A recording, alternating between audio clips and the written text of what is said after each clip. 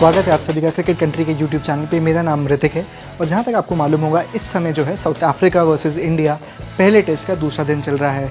India का पहले दिन के बाद फर्स्ट इनिंग्स में जो स्कोर निकल के आया वो 245 रन पे इंडिया ने 10 विकेट खो के अपनी पहली इनिंग जो है समाप्त करी है।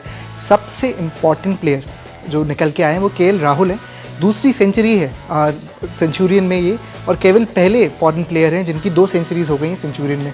उनके अलावा जो है बाकी प्लेयर्स की अगर मैं बात करूं तो ज़्यादा लंबी पार्टनरशिप किसी के बीच में भी हो नहीं पाई, और इसी के चलते सुनील गावस्कर जो हैं उनका एक बहुत बड़ा स्टेटमेंट आया है। उनके हिसाब से अजिंक्य रहाणे जो हैं, जो farmer vice captain of team India, उनका इस टीम में होना बहुत ज़रूरी था। अगर वो होते उनके हिसाब से तो इस समय इंडिया जो है एक बेहतर स्थिति पे होती।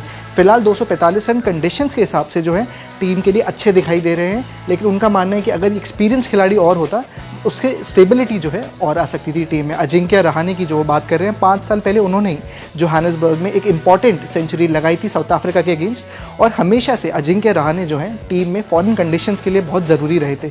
इंग्लैंड में अच्छे कंडीशंस में, मुश्किल कंडीशंस में उन्होंने स्कोर किया, ऑस्ट्रेलिया में same, and same goes with New Zealand as well. तो तीनों इंपॉर्टेंट जगहों पे स्कोर किया, और स्पेशली साउथ अफ्रीका में बहुत कम इंडियन बैट्समैन हैं जिन्होंने अच्छे परफॉर्मेंसेस करी हैं, उसमें से एक अजिंक्य रहाणे है। हालांकि पिछले कुछ समय में अजिंक्य रहाणे की जो है परफॉर्मेंस टेस्ट क्रिकेट में स्पेसिफिकली गिरी थी, जिसके चलते उनको ड्रॉप किया था। और इस समय भी बीसीसीआई का जो पैनल है, उनका जो सिलेक्शन कमेटी है, उन्होंने अजिंक्य रहाणे को इस स्क्वाड में नहीं रखा था। उनका मानना है कि जो फ्यूचर है इंडियन क्रिकेट का, उस समय यंग टैलेंट को ज़्यादा मौके दिए जाएंगे। और जिस तरीके से साउथ अफ्रीका की भी सीरीज़ अनाउंस हुई थी, उस समय भी जो है अजिंक्य रहाणे की जगह नहीं बन पाई थी स्क्वाड में।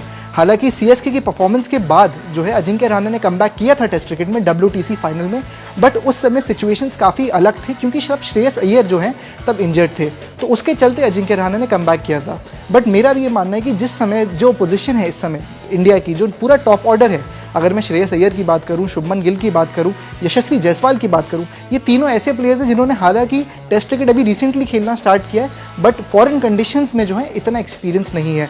जो दोनों ओपनर्स हैं अभी काफ़ी नए हैं। श्रेयस अय्यर जो मिडिल में, उन्होंने 30 रन बनाए, 30 के आसपास रन बनाए, लेकिन जिस हिसाब से जो एक्सपीरियंस चाहिए होता है स्पेशली इन कंडीशंस में खेलने के लिए, अभी जो इंडिया का टॉप ऑर्डर है उसके पास अभी वो एक्सपीरियंस नहीं है।